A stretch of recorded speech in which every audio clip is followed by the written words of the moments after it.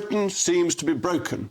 This week, the Chancellor will announce her spring statement in which she will rearrange the deck chairs on her own personal Titanic. Bloomberg has estimated, along with the £5 billion saved from welfare and £2.5 billion from foreign aid, the Chancellor will try and make a further £10 billion in savings across various departments. But Annabel Denham at The Telegraph put it succinctly when last week she wrote, "This is now a country where 28 million private sector workers are expected to support 9 million who are economically inactive, 6 million public sector staff and 13 million state pensioners." In other words, every one single private sector worker supports someone outside the private sector with their taxes. The size of the state has ballooned. 5.5 million working-age people are on benefits. Debt is the size of GDP. Servicing the debt is our third highest cost. And growth is practically non-existent. So we need a radical plan to slash the size of the state, cut taxes, unleash growth and encourage investment. But the plan to save the United Kingdom goes well beyond restoring economic prosperity. We need to restore legal migration to pre-New Labour levels, aiming for a sensible net zero. The country has become addicted to it because of the way the ABR mistakenly believes it boosts economic growth. While it may increase GDP marginally, it has lowered GDP per capita. We need to restore common sense to our asylum policy, and this means repealing the European Human Rights Act, or the Human Rights Act under our own law, and leaving the European Convention on Human Rights. Our rights come to the King in Parliament from the British people, not from unelected foreign courts.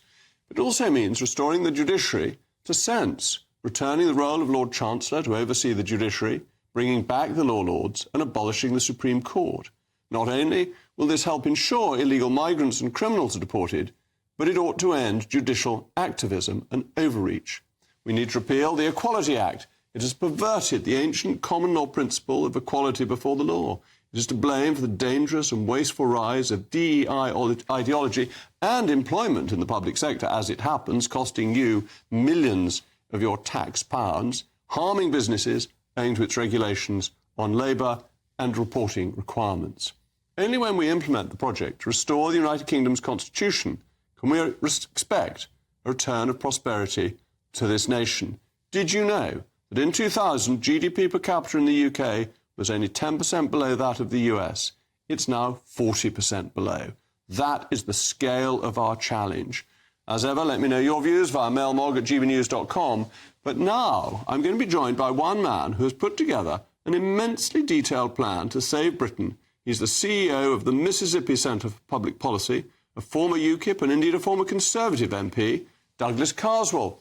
Douglas, what an absolute delight to be joined by you and to have read your piece in the Sunday Telegraph yesterday. Do you think constitutionally the British state can act as quickly as Donald Trump acted using the powers of the US presidency? And if so, how could it act quickly? We've clearly got a different system in the UK to the one they have in America. But actually, there are things that could be done, and I think things that urgently need to be done. They're unconventional, but they're certainly there. In America, we all know that an incoming president can sign these executive orders, and we've seen Donald Trump do that. And because he's signed those executive orders, he's secured control of the border, dramatic reduction in the number of illegal migrants coming in. In the first month, he threw out of America about 50,000 illegal migrants, and he's revoked the visas of about 500,000 people from countries he deems to be culturally incompatible with living in America, and they're on their way out. We could see something done similarly in the UK. They're not executive orders. They're known as orders in council. And in the proposal that I put together, I come up with the idea that an incoming government needs to be prepared to deliver right away through orders in council. It's not, Jacob, simply because a lot of these issues require urgent action. It's because fundamentally winning a majority in Parliament is not enough. The civil service is against reform. The entire administrative state would do everything it can to stop making the changes Britain needs. And of course, the judiciary would be in the way trying to thwart any of these reforms. The way to address this is to use orders in council. And in my proposal, I actually draft a couple of orders in council. I actually have them as an appendix in the published version of the document. And what would happen is that when a Conservative or Reform party leader with a majority was invited by the King to form a government, they would say, of course, Your Majesty, conditional upon you signing these orders in council that would allow me to hire and fire civil servants at will, and that would allow me to begin to establish control over the borders. So yes, there are things that we need to do. They're unconventional, but the country is in such a pitiful condition. We need to take unconventional steps. I agree with you. A lot needs to be done. But the civil service is also governed by an Act of Parliament from 2010, and orders in council can't overrule acts of Parliament. So I wonder if actually you need to do this through having legislation, and you need to pass that quickly rather than orders in council. Orders in council can only operate either under existing royal prerogative, which has mainly been eroded, or in relation to specific acts. They're not sort of standalone powers in the way executive orders are. Of course, but under the Ministers of the Crown Act 1975, I believe it is, that allows you to make sweeping changes to the civil service through orders in council. You could, I think, amend the Civil Service Code. But the 1975 Act, Douglas, is superseded by the 2010 Act. And you'll know, I mean, the law of implied repeal. That allows... Tony Blair, very interestingly, because I think your fundamental point is that the Blairites were very clever at getting hold of the state, and then we haven't done anything as Conservatives to remove it. But Blair, very interestingly, gave power to Alistair Campbell by order in council as one of his first acts. If I could just correct one of the last acts of the Blair-Brown period was to take that power away by Act of Parliament. So I agree with what you're trying to do. I just think it's getting legislation through quickly that will be the only way to guarantee this, because orders of council also subject to judicial review. Yeah, and if you read, as I'm sure you have, my fairly detailed 9,000-word proposal, there are a combination of emergency legislative steps and orders in council. But I think you need to do some of this through orders in council. I think much of the royal prerogative still applies to the civil service, the way the civil service is retained and managed. So I'm not suggesting you do this exclusively through executive orders in council, but part of what you need to do is to have those orders in council. I believe the legislation allows you to do this. It would certainly be unconventional, but I think if you're going to approach this as a conventional Tory, Jacob, I think you're going to end up doing what every conventional Tory government seems to have done since November 1990, which is to promise Conservative policies but not deliver them. I think you need to resort to unconventional steps. Similarly, I'm sure you would be the first to tell me that the convention is that the House of Lords doesn't thwart incoming governments with their manifesto commitments. Again, I think we need to be prepared to do unconventional things. We need to be prepared to pack the House of Lords so that the House of Lords doesn't thwart us. We mustn't play by the Queensberry rules, Jacob. If we play by the Queensberry rules, we will have more disappointment. I completely agree with you on ensuring that the House of Lords operates effectively. I think that's an obvious thing to do, that we need to make sure that it can't thwart the will of the elected House.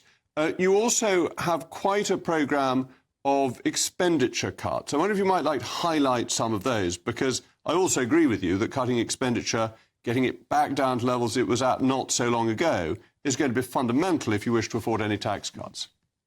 We currently spend about 45% of GDP. The government spends about 45% of GDP. Pre-COVID, it was 40%. When Tony Blair became Prime Minister, it was 36%.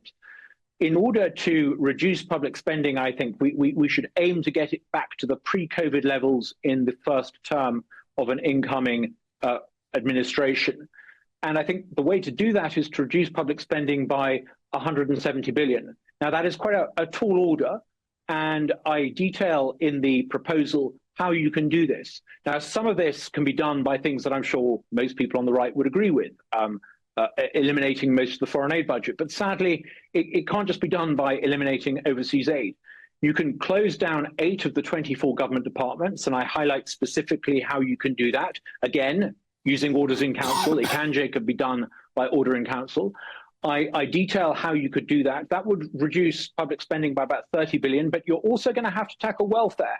And I go into quite a lot of detail in the paper as to how you're going to have to trim PIP payments and other welfare payments. It will be painful for some people, but since when was living on welfare supposed to be comfortable? It's not meant to be comfortable. The country simply can't afford for large numbers of working people to go to work in order to pay ruinous rates of taxation to support people who aren't working. You're going to have to reform who receives benefits, and there will be some pain in that. It's not going to be easy, but the alternative is to become a sort of third world country where you have sky-high rates of taxation and borrowing, and eventually you trundle towards default.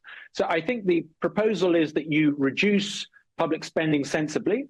That would allow you to have a measure of tax cuts as well.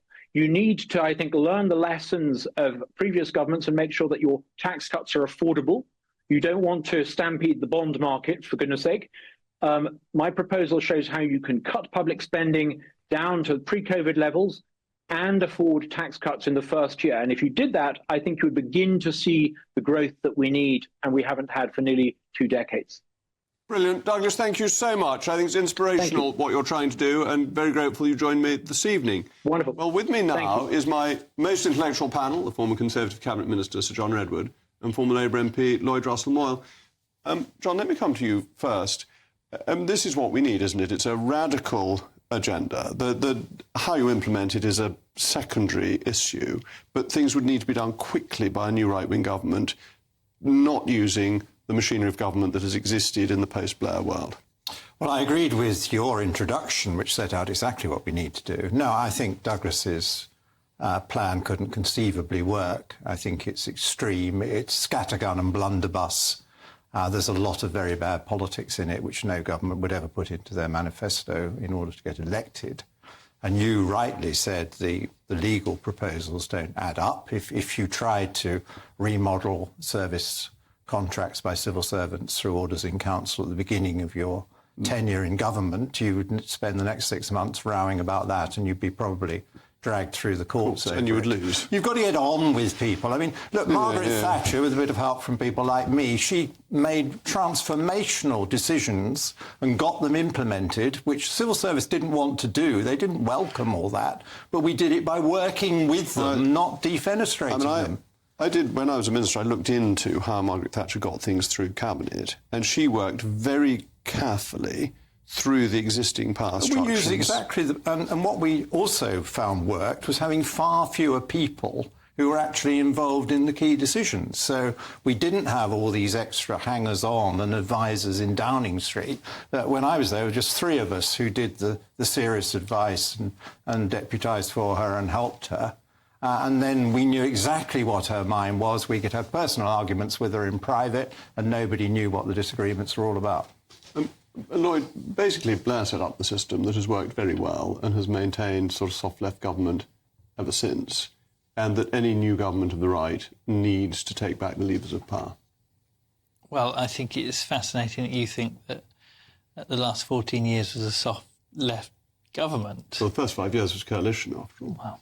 And then we had Theresa May. I don't think it was soft left under Boris, and I don't think it was soft left under 7 weeks Liz. of Liz, no.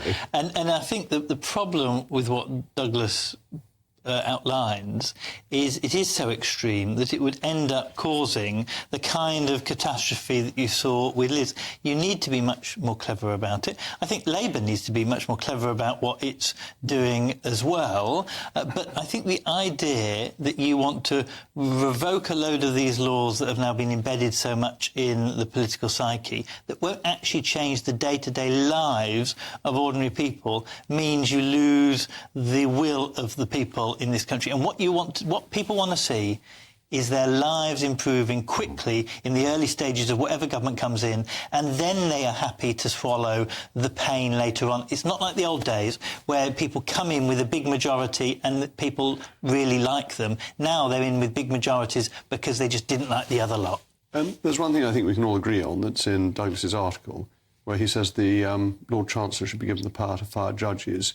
If I remember my history rightly, James II tried this and it didn't end up very well, that the judges cannot be fired by politicians, can they? That would be a fundamental attack on how we're governed. I think it's completely, I think it's completely wrong, because what you will have is this Americanized politicisation of judges, and what will happen is... But even Donald Trump can't fire judges. No, he can appoint directly, and he joins party people, and we have always avoided that. Now, the idea that judges at the highest level should also spend some of their time deliberating about what new laws are coming forward. The idea that maybe you say to judges, even when you're sitting in the Supreme Court, you can sit also as lords actually legislating. I don't have problems with some of those kinds of changes, but that's not abolishing the Supreme Court. That's just about saying, actually, rather than waiting until you retire, you can come earlier into the Lords. I would certainly put the Supreme Court back into the House of Lords, because I think the construct of the King in Parliament being where all our government is a very good one. But I agree with Lloyd that the judges would have a contribution to make in the House of Lords, as historically they did. No, I agree with that. I think the Lord Chancellor was a unique British institution, and Labour and Conservative Lord Chancellors fully understood the role, and they knew when they were an independent judge leading the judges and when they were a cabinet minister expressing a more political view. I think they handled it extremely well. It was a lot cheaper, it was a lot neater, and it reflected the realities of power without corrupting the justice system. But they did have a role in appointing the judges, and I see nothing wrong with that. Nothing wrong with them appointing. I'm just reluctant to have them have the ability to fire judges. And what we need to get better at, those who are running governments that don't like the results in the courts, is instructing the courts much more clearly in straightforward legislation. Better legislation. We have created this huge mammoth set of legislation with King Henry powers, where ministers can, with a pen, basically change the law.